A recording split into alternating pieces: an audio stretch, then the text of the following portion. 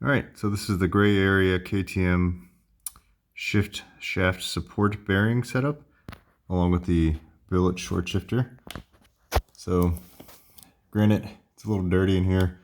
I've been running this for quite a while now, and absolutely love it. So, figured I'd go ahead and make a video on this. So, this is the billet piece itself. Pretty easy install. I think the only thing that's kind of a pain was getting the bolt up here lined up. If I remember correctly, I actually had to take this entire rear set off in order to actually be able to get access to where that bolt is. So if you're doing this, I would recommend that you also get the oil seal for back here. Maybe consider going ahead and changing that oil seal out early, mainly because of the fact that you're taking off a pretty good amount of stuff just to be able to get access to it. So this here is the billet bracket, the short shift bracket. Now, obviously it's splined just like the one from KTM. I'll tell you, the splines, it is a far more superior cut. I'll say that the accuracy is there's a lot more accuracy and precision that's put into these brackets themselves. This here is the original unit. I'll just hold that up there. That kind of gives you an idea of how much shorter it is. So it does require a little bit more force to use it. Not much, but I find that the benefits far outweigh the tiny bit of extra force that's actually needed.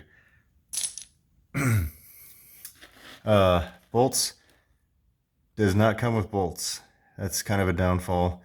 I went to Lowe's, got some bolts. I want to say these are like M5 is the size for the bolts, if I remember correctly.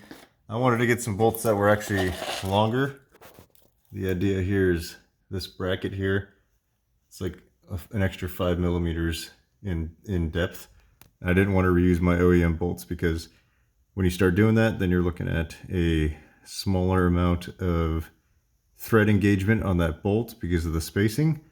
And I've had issues like that in the past where it's only engaging on, we'll say, the last 2 threads, something of that nature, and it just ends up ripping those bolts out.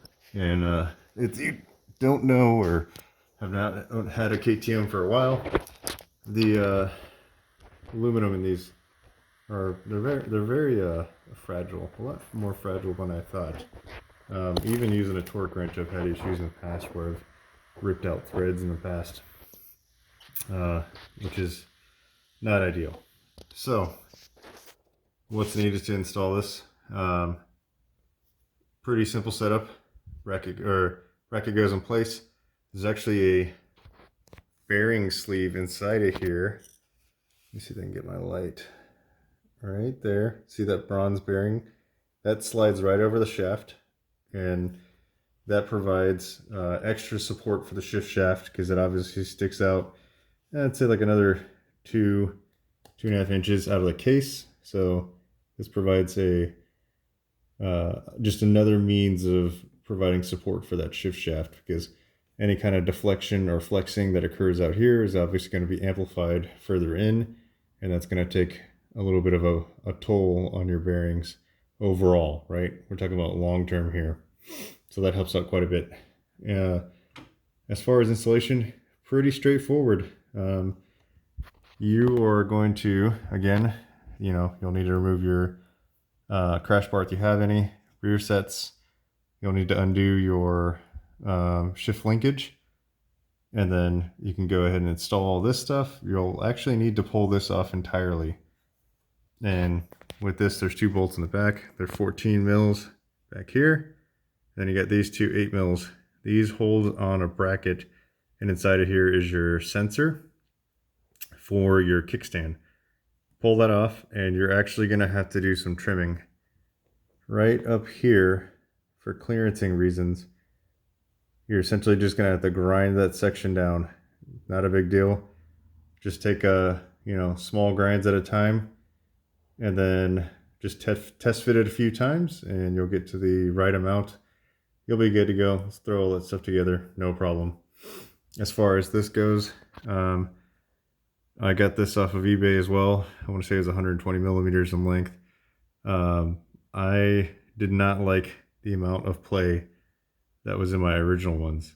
If you look on here, it's really not much play, right? This is my original one, okay? And just look how much play there is in this. I mean, massive amounts. So, and that's, you know, all that stuff adds up. So, pretty much running a washer in the middle as a spacer, and then I have an Allen head bolt that runs through. These are actually the OEM desk boots. I pulled those off. I was able to use those. Let's pull that back. And that's pretty much it. Just a Allen head bolt that goes right through, and no problems at all. Slide that back on. Okay.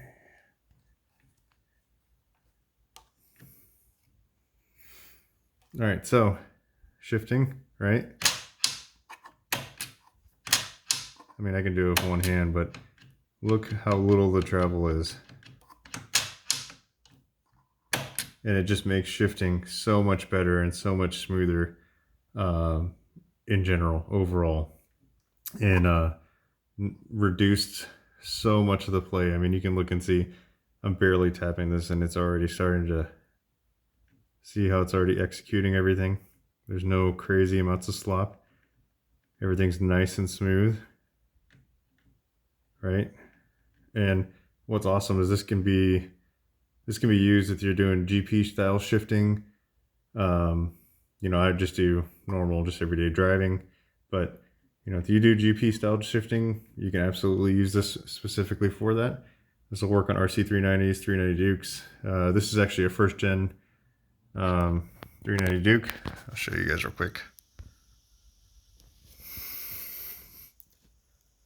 Nothing too crazy. So yeah, if you got any questions, absolutely let me know. I'm gonna probably end up changing out either the lever or the rear set at some point. And definitely worthwhile. One of my favorite things that I've done so far. Second favorite, I would honestly say, is R6 rear shock. Huge difference, especially if you're just doing normal driving. So highly recommend that. If you have any questions, definitely feel free to let me know, and I will gladly answer them. That's it for now.